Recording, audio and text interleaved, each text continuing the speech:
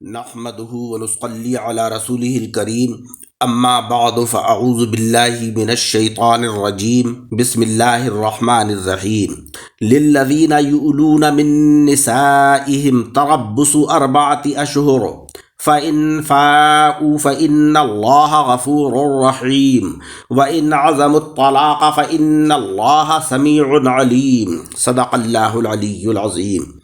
سامعین اکرام، اللہ تبارک و تعالیٰ نے قرآن عظیم کے اس حصے میں ایلا کا حکم بیان فرمایا ہے۔ ایلا کسی کے حق مار لینے کی قسم کو کہتے ہیں۔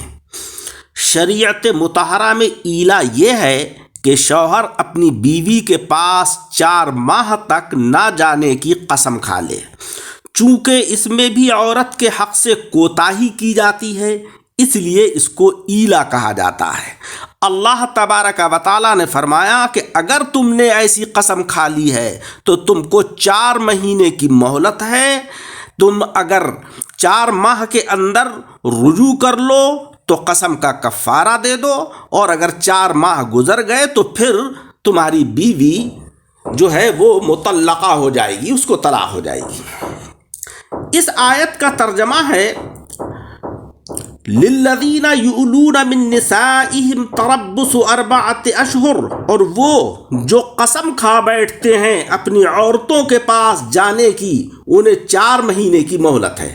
پس اگر مدت میں پھر آئے تو اللہ تبارک و تعالی بخشنے والا مہربان ہے۔ وَإِنْ عَزَمُوا الطَّلَاقَ فَإِنَّ اللَّهَ سَمِيعٌ عَلِيمٌ، اور اگر چھوڑ دینے کا ارادہ پکا کر لیا تو اللہ سنتا جانتا ہے۔ پچھلی آیتوں میں قسم کی 3 قسمیں اشارتاً بیان ہوئی تھیں۔ اب اس کی 4تھی قسم بیان ہو رہی ہے جو ان تینوں سے زیادہ خطرناک ہے، کیونکہ ان 3 قسموں میں سے قسم لغو میں 2 طرفہ آزادی تھی کہ نہ کفارہ واجب اور نہ گناہ، اور قسم منعقدہ میں قسم توڑنے میں کفارہ واجب اور پورا کرنے میں کوئی نقصان نہیں۔ مگر اس قسم یعنی ایلا کی دونوں طرفین خطرناک ہیں۔ اگر قسم توڑو تو کفارہ دو، اور اگر پوری کرو تو پھر بیوی نکاح سے چلی جائے گی۔ گویا کہ یہ فرمایا جا رہا ہے کہ ہر قسم میں ایسی آزادی نہ سمجھ لینا۔ ایک قسم سخت خطرناک بھی ہے جسے ایلا کہتے ہیں۔ اس لیے آیت کو واو سے شروع نہیں کیا بلکہ بالکل علیحدہ مستقل جملہ بنایا گیا، للذین یؤلون من نسائہم تربص 4 اشہر۔ اب تک قسم کے مسائل بیان ہوئے اور آئندہ اس کے بعد طلاق کے مسائل بیان ہوں گے، کیونکہ جس طریقے سے قسم سے حلال چیز گویا حرام ہو جاتی ہے، اسی طریقے سے طلاق سے حلال عورت حرام ہو جاتی ہے۔ چونکہ ایلا کو قسم سے بھی تعلق ہے اور طلاق سے بھی تعلق ہے کہ یہ لفظاً قسم ہے اور حکماً طلاق ہے، لہذا ان دونوں مسئلوں کے درمیان اس کا ذکر فرمایا گیا ہے۔ اس آیت کا جو شان نزول ہے وہ یہ ہے کہ زمانہ جاہلیت میں لوگوں کا یہ دستور تھا کہ اپنی عورتوں سے مال طلب کرتے تھے۔ اگر وہ دینے سے انکار کر دیتی تو 2-3 سال تک بلکہ اس سے بھی زیادہ عرصے تک ان کے پاس جانے سے قسم کھا لیتے تھے اور انہیں پریشانی میں چھوڑ دیتے تھے کہ وہ بیچاریاں نہ تو اس کے گھر آرام پاتی اور نہ کسی اور سے نکاح کر سکتی تھی، کیونکہ نکاح میں اس کے ہوتی تھی۔ گویا کہ نہ وہ بیوہ ہوتی تھی اور نہ وہ شوہر والی رہتی تھی۔ عورتوں سے یہ ظلم اٹھانے کے لیے اللہ جل شانہ وعم نوالہ نے یہ آیت کریمہ نازل فرمائی، جس میں ایسی قسموں پر سخت پابندی لگا دی گئی اور شوہر کو بھی آزاد نہیں چھوڑا گیا۔ بعض روایات سے معلوم ہوتا ہے کہ زمانہ جاہلیت میں ایلا یعنی عورت کے پاس جانے کی قسم فوری طلاق تھی۔ اسلام نے اسے طلاق مؤقت کر کے اس میں تبدیلی کر دی کہ اگر تم نے 4 مہینے کے انتظار تک، 4 مہینے کی مہلت تک تم نے اگر رجوع کر لیا تب تو ٹھیک ہے، وہ تمہارے نکاح میں رہے گی، اور اگر 4 مہینے گزر گئے، مہلت پوری ہو گئی، تو پھر وہ اس کو طلاق ہو جائے گی۔ یہ بات یاد رہے کہ اسلام سے پہلے صرف عرب میں ہی نہیں بلکہ ساری دنیا میں عورتوں، بچوں، جانوروں پر جو ستم ہو رہے تھے وہ ناقابل بیان ہیں۔ عورت خاوند کے مرنے کے بعد نکاح ثانی نہیں کر سکتی تھی بلکہ اسے زندہ جلا دیا جاتا تھا۔ لڑکیوں کو باپ کی میراث قطعاً نہیں ملتی تھی۔ جانوروں کو ایک 2 ماہ میں ذبح کرتے تھے کہ آج ایک عضو کاٹ کر کھا لیا، 20 دن کے بعد دوسرا عضو کاٹ کر کھا لیا۔ بچیوں کا حال یہ تھا کہ ان کو زندہ دفن کر دیا جاتا تھا۔ غریب لوگ تنگ دستی کے خوف سے سارے بچے ہلاک کر ڈالتے تھے۔ غرض کہ دنیا میں اندھیرا چھایا ہوا تھا۔ جناب احمد مجتبیٰ محمد مصطفیٰ صلی اللہ علیہ وسلم نے ان اندھیروں کو مٹایا اور عورتوں، جانوروں، بچوں کو گویا اللہ تبارک و تعالیٰ نے آپ کے صدقے اور طفیل میں زندگی بخشی۔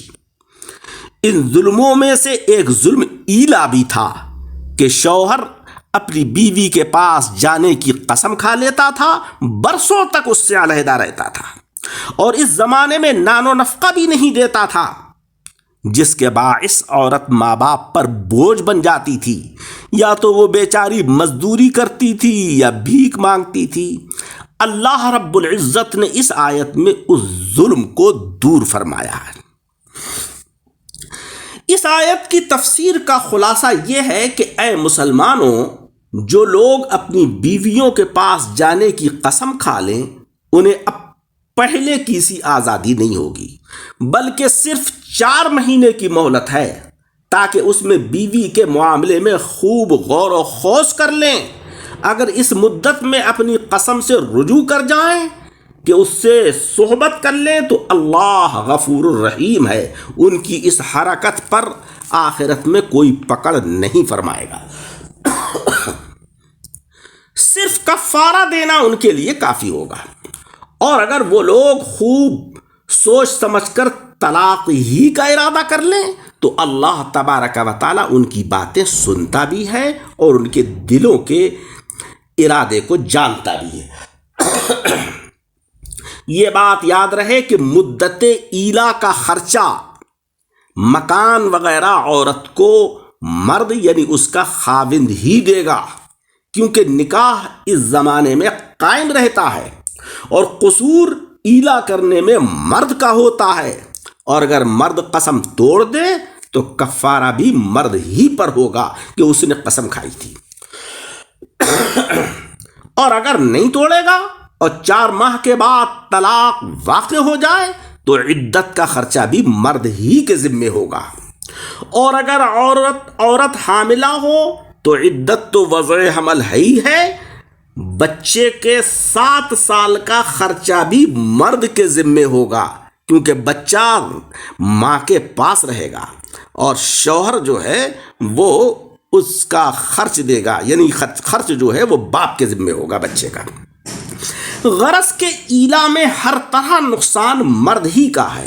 ان تمام پابندیوں کا مقصد ایلا کو روکنا یا اس کا بہت ہی کم کر دینا یہ مقصود ہے، اور یہ بھی اسلام کی عورتوں پر بڑی مہربانی ہے۔ غرض کہ اسلام نے عورتوں کو زندگی بخشی ہے۔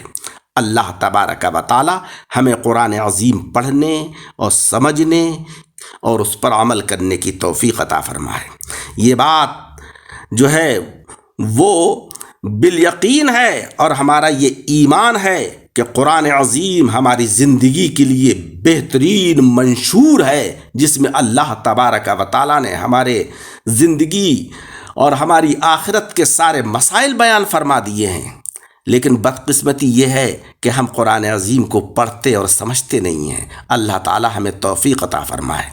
درس کو سن کر احباب کے ساتھ شیئر کریں اور ہمارے یوٹیوب چینل دعوت حق درس قرآن کو لائک اور سبسکرائب کریں۔